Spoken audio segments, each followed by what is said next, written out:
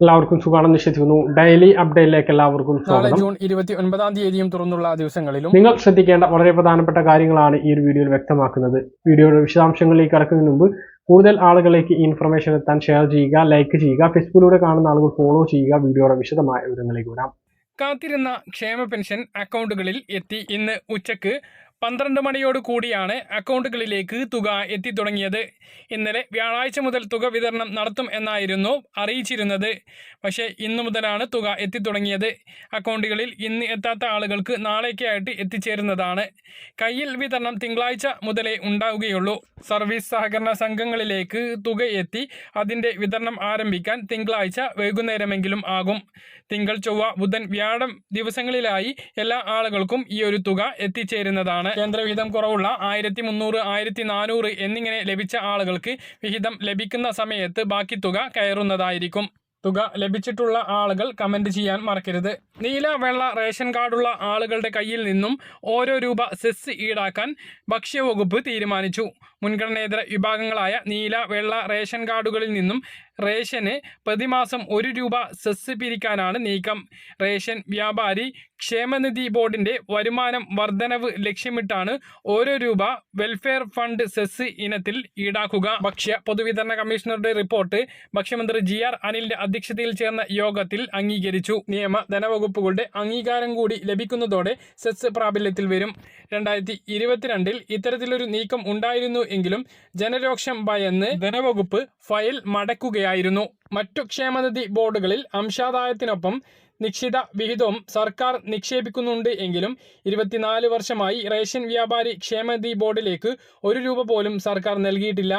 പകരം 14,161 വ്യാപാരികളിൽ നിന്നും പ്രതിമാസം 200 രൂപയാണ് ഈടാക്കുന്നത്. ക്ഷേമനിധി അംഗത്തിന് പെൻഷനായി 1,500 രൂപയും മാരകരോഗം വന്നാൽ ഒറ്റത്തവണയായി പരമാവധി 25,000 രൂപയുമാണ് നൽകുന്നത്. 1,564 പേരാണ് നിലവിൽ പെൻഷൻ കൈപ്പറ്റുന്നത്.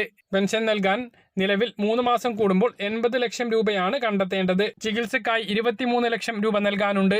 പുറമെ റേഷൻ കട മതിയാക്കിയവർക്ക് അംശാദായം തിരികെ കൊടുക്കുന്നതിന് 1 കോടി രൂപയോളം വേണം. പെൻഷനും ചികിത്സാ സഹായവും മുടങ്ങിയതോടെ ക്ഷേമനിധി ബോർഡിലേക്ക് ഇനി പണമടക്കില്ല എന്ന് വ്യാപാരികൾ സർക്കാരിന് കത്ത് നൽകിയിരുന്നു. സംസ്ഥാനത്ത് 22,65,322 നീല റേഷൻ കാർഡുകളും 29,63,331 വെള്ള റേഷൻ കാർഡുകളുമാണ് ഉള്ളത്. സെസ് ഈടാക്കുമ്പോൾ 52,28,653 രൂപയാണ് ഓരോ മാസവും ഈ ഇനത്തിൽ ലഭിക്കുക. എന്തായാലും നീല, വെള്ള റേഷൻ കാർഡുള്ള ആളുകൾക്ക് കാര്യമായിട്ട് വിഹിതം ഒന്നും ലഭിക്കുന്നില്ലെങ്കിലും റേഷൻ കടയിൽ പോകുന്ന ആളുകളെല്ലാം ഇനി 1 രൂപ ഈ ഇനത്തിൽ നൽകേണ്ടി വരും. 1 രൂപയാവുമ്പോൾ ആളുകൾക്കൊന്നും പ്രശ്നം ഉണ്ടാവുകയും ഇല്ല. എന്നാൽ ഈ ഒരു പ്രശ്നം സർക്കാരിന് രമ്യമായി പരിഹരിക്കാനും ആകും. മറ്റൊരു കാര്യം, ഈ മാസത്തെ റേഷൻ നിലവിൽ പ്രഖ്യാപിച്ചത് നാളത്തോടു കൂടിയിട്ട് അവസാനിക്കുകയാണ്. 29-ാം തീയതി സംസ്ഥാനത്ത് ജൂൺ മാസത്തെ റേഷൻ വിതരണം അവസാനിക്കാനാണ് സാധ്യത. ഈ മാസം റേഷൻ വിഹിതങ്ങൾ, ജൂൺ മാസത്തെ റേഷൻ വിഹിതങ്ങൾ റേഷൻ കടയിൽ എത്താൻ കുറച്ച് താമസിച്ചു വന്നുകൊണ്ട് അടുത്ത മാസത്തേക്ക് നീട്ടി നൽകാൻ സാധ്യതയുണ്ട് എങ്കിലും അത് ഉറപ്പില്ലാത്തതിനാൽ പരമാവധി നാളെ തന്നെ റേഷൻ വാങ്ങാൻ വേണ്ടി ശ്രദ്ധിക്കുക. 30-ാം തീയതി ഞായറാഴ്ചയായതുകൊണ്ട് തന്നെ നാളെ തന്നെ റേഷൻ വിതരണം അവസാനിക്കും. നാളെ റേഷൻ വിതരണം അവസാനിക്കുകയാണെങ്കിൽ ചൊവ്വാഴ്ച മുതലായിരിക്കും ജൂലൈ മാസത്തെ റേഷൻ വിതരണം ആരംഭിക്കുക. തിങ്കളാഴ്ച റേഷൻ കടക്ക് അവധിയാകാനാണ് സാധ്യത. റേഷൻ കടയിൽ പോകുന്ന ആളുകൾ കാർഡുമായി ലിങ്ക് ചെയ്തിട്ടുള്ള മൊബൈൽ കൊണ്ടുപോകാൻ മറക്കരുത്. 3ാം മോദി സർക്കാർ കേന്ദ്ര സർക്കാരിൻ്റെ ആയുഷ്മാൻ ആരോഗ്യ ഇൻഷുറൻസ് പദ്ധതിയിൽ കൂടുതൽ അംഗങ്ങളെ ചേർക്കുകയാണ്. ആയുഷ്മാൻ ഭാരത് ഇൻഷുറൻസ് പദ്ധതിക്ക് കീഴിൽ 70 വയസ്സിന് മുകളിൽ പ്രായമുള്ള രാജ്യത്തെ എല്ലാ പൗരന്മാർക്കും ആരോഗ്യ പരിരക്ഷ ലഭ്യമാക്കുമെന്ന് രാഷ്ട്രപതി ദ്രൗപദി മുർമു ഇന്നലെ പാർലമെന്റിന്റെ ഇരുസഭകളുടെയും സംയുക്ത യോഗത്തെ അഭിസംബോധന ചെയ്ത് സംസാരിക്കവേ പറഞ്ഞു.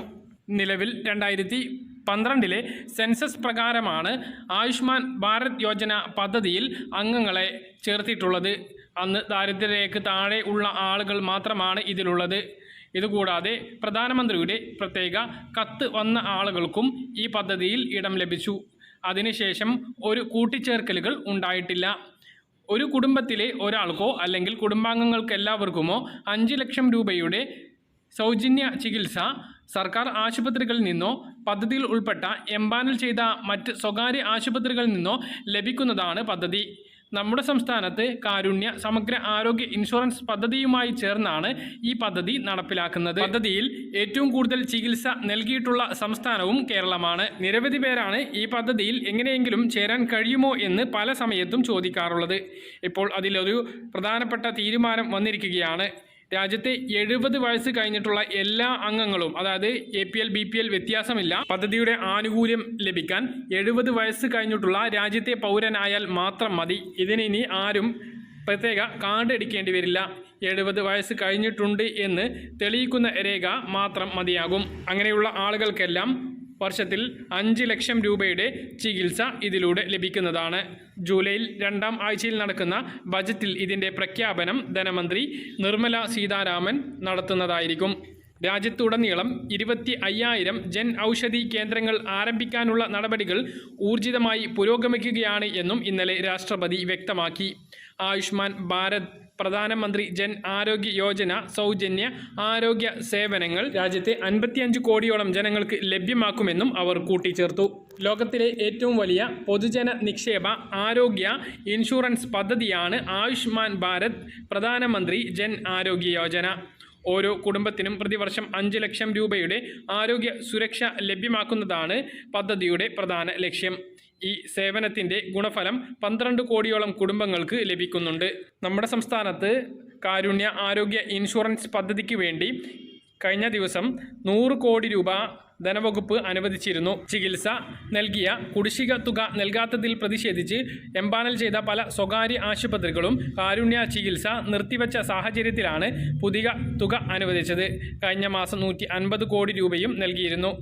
2ാം പിണറായി സർക്കാർ വന്നതിന് ശേഷം 2,795 കോടി രൂപ കാരുണ്യ പദ്ധതിക്ക് നൽകി എന്ന് ധനമന്ത്രി KN ബാലഗോപാൽ വ്യക്തമാക്കി. പ്രധാനമന്ത്രി ജൻ ആരോഗ്യ യോജന പദ്ധതിയിലും കാരുണ്യ പദ്ധതിയിലും ഉൾപ്പെടാത്ത ആളുകൾക്കും കേരളത്തിൽ കാരുണ്യമായി സഹായം നൽകുന്നുണ്ട്. ഈ പദ്ധതികളിൽ ഉൾപ്പെടാത്ത വാർഷിക വരുമാനം 3 ലക്ഷത്തിന് താഴെ വരുന്ന എല്ലാ കുടുംബങ്ങളുടെയും ആളുകൾക്ക്, അതായത് APL BPL വ്യത്യാസമില്ലാതെ ചികിത്സയ്ക്ക് 2 ലക്ഷം രൂപയുടെ സഹായം ലഭിക്കും.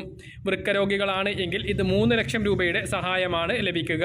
ഈ പദ്ധതിയെക്കുറിച്ച് അറിയുന്നതിന് കാരുണ്യ സ്വീകരിക്കുന്ന ആശുപത്രികളിലെ കാരുണ്യ കൗണ്ടറുകളിൽ അന്വേഷിക്കുക. കാരുണ്യ ബെനവലന്റ് ഫണ്ട് എന്നാണ് ഇതിന് പേരുള്ളത്. മറ്റൊരു പ്രധാനപ്പെട്ട അറിയിപ്പ്, നമ്മുടെ എല്ലാം പ്രാഥമിക ആരോഗ്യ കേന്ദ്രങ്ങളായിട്ടുള്ള ഹെൽത്ത് സെൻ്ററുകളുടെ എല്ലാം പേര് ആയുഷ്മാൻ ഭാരത് ആരോഗ്യ മന്ദിർ എന്നാക്കി മാറ്റി സംസ്ഥാന സർക്കാർ. പ്രാഥമിക ആരോഗ്യ കേന്ദ്രങ്ങളുടെ പേര് മാറ്റില്ല എന്ന നിലപാടിൽ നിന്നും പിന്നോക്കം പോയാണ് ഈ നീക്കം. Ayushman Bharat health and wellness സെന്ററുകളുടെ പേരിൽ ആയുഷ്മാൻ ഭാരത് ആരോഗ്യ മന്ത്രി എന്നാക്കി മാറ്റാൻ സർക്കാർ ഉത്തരവ് പുറപ്പെടുവിക്കുകയും ചെയ്തിട്ടുണ്ട്. പേരുമാറ്റം കേരളത്തിന്റെ സംസ്കാരത്തിന് ചേരില്ല എന്നായിരുന്നു സർക്കാരിന്റെ മുൻ നിലപാട്. അതിനാൽ എന്ത് സംഭവിച്ചാലും പേര് മാറ്റില്ല എന്നും നവകേരള സദസ്സിനിടെ ആരോഗ്യമന്ത്രി വീണ ജോർജ് അറിയിച്ചിരുന്നു. കേന്ദ്ര ഫണ്ട് ലഭിക്കില്ല എന്ന് വന്നപ്പോഴാണ് പേര് മാറ്റാൻ സർക്കാർ നിർബന്ധിതരായത്. 2023 ഡിസംബറിനുള്ളിൽ ആശുപത്രികളുടെ പേര് മാറ്റണം എന്നായിരുന്നു കേന്ദ്ര നിർദ്ദേശം. എന്നാൽ തിരഞ്ഞെടുപ്പ് വന്നതോടെ നടപടി നീണ്ടുപോയി. സബ് സെന്ററുകൾ, അതായത് ജനകീയ ആരോഗ്യ കേന്ദ്രം, ഫാമിലി ഹെൽത്ത് സെന്ററുകൾ, അതായത് പ്രാഥമിക ആരോഗ്യ കേന്ദ്രം, PHC, urban health centre, UPHC, urban public health centre എന്നിവയുടെ പേര് ഇനി ആയുഷ്മാൻ ഭാരത് ആരോഗ്യ മന്ദിർ എന്നായിരിക്കും. മലയാളത്തിലും ഇംഗ്ലീഷിലും ഈ ബോർഡ് എഴുതണം. സംസ്ഥാന സർക്കാരിൻ്റെയും ആരോഗ്യവകുപ്പിൻ്റെയും ദേശീയ ആരോഗ്യ മിഷന്റെയും ആർദ്രം ആരോഗ്യ മിഷന്റെയും ലോഗോ ബോർഡിൽ ഉണ്ടായിരിക്കണം. ആയുഷ്മാൻ ഭാരത് ആരോഗ്യ മന്ദിർ എന്ന പേരിനൊപ്പം ആരോഗ്യം പരമം ധനം എന്ന് ടാഗ് ലൈനും ഉൾപ്പെടുത്തണം. അപ്പോൾ നമ്മുടെ ഇനി എല്ലാ പഞ്ചായത്ത് ആശുപത്രികളും ഹെൽത്ത് സെന്ററുകളെല്ലാം ഇനി ആയുഷ്മാൻ ആരോഗ്യ മന്ദിർ എന്നായിരിക്കും അറിയപ്പെടുക. സംസ്ഥാനത്ത് മഴ തുടരും എന്ന കാലാവസ്ഥാ മുന്നറിയിപ്പിനിടെ നാളെ ശനിയാഴ്ചത്തെ അവധി അറിയിപ്പ് എത്തിയിരിക്കുകയാണ്. സംസ്ഥാനത്ത് അടുത്ത 5 ദിവസം കൂടി ശക്തമായ മഴയ്ക്ക് സാധ്യതയുണ്ട് എന്ന് കേന്ദ്ര കാലാവസ്ഥാ വകുപ്പ് അറിയിച്ചു. വടക്കൻ കേരള തീരം മുതൽ മഹാരാഷ്ട്ര തീരം വരെ ന്യൂനമർദ്ദപാത്തി സ്ഥിതി ചെയ്യുന്നുണ്ട്. തെക്കൻ ഗുജറാത്തിന് മുകളിൽ ചക്രവാത ചുഴിയും സ്ഥിതി ചെയ്യുന്നുണ്ട്. ഇതിന്റെ സ്വാധീനഫലമായി സംസ്ഥാനത്ത് മഴ ശക്തമാകുമെന്നാണ് മുന്നറിയിപ്പ്. സംസ്ഥാനത്ത് അടുത്ത 5 ദിവസം വ്യാപകമായ ഇടിയോടുകൂടിയ മഴയ്ക്ക് സാധ്യതയാണ് മുന്നറിയിപ്പിൽ പറയുന്നത്. സംസ്ഥാനത്ത് ഇന്ന് പലയിടങ്ങളിലും ശക്തമായ മഴയാണ് പെയ്തത്. 5 ജില്ലകളിൽ യെല്ലോ അലർട്ടാണ്. തൃശൂർ, മലപ്പുറം, കോഴിക്കോട്, കണ്ണൂർ, കാസർഗോഡ് എന്നീ ജില്ലകളിലാണ് ഇന്ന് ഒറ്റപ്പെട്ട ശക്തമായ മഴ ഉണ്ടായത്. ഈ ജില്ലകളിൽ രാത്രി മഴയ്ക്കും സാധ്യത പ്രവചിച്ചിട്ടുണ്ട്. ആദ്യ അറിയിപ്പ് വന്നിട്ടുള്ളത് ആലപ്പുഴ ജില്ലയിൽ നിന്നാണ്.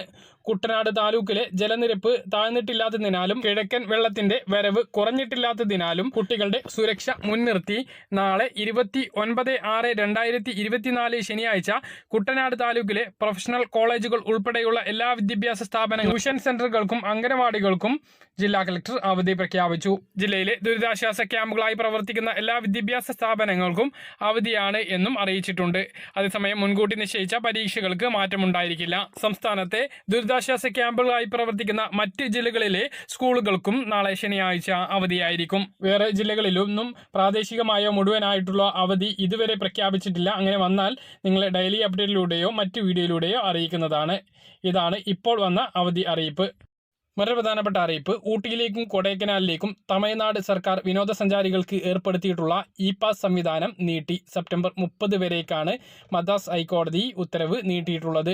മെയ് മാസത്തിൽ ആരംഭിച്ച ഇ പാസ് ജൂൺ 30 അവസാനിക്കാനിരിക്കെയാണ് ഇത് നീട്ടിയത്. 2 ദിവസത്തെ ഇടിവിന് ശേഷം സംസ്ഥാനത്ത് നിന്ന് സ്വർണ്ണവില കൂടി.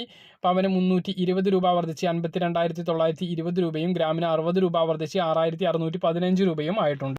പറഞ്ഞ കാര്യങ്ങൾ കൃത്യമായിട്ട് മനസ്സിലാണെന്ന് കരുതുന്നു. ഇതുപോലുള്ള ഇൻഫർമേഷൻ ലഭിക്കാൻ ചാനൽ സബ്സ്ക്രൈബ് ചെയ്യുക, ബെൽ ഐക്കൺ എനേബിൾ ചെയ്ത് നോക്കുക. മറ്റൊരു വീഡിയോ കാണാം.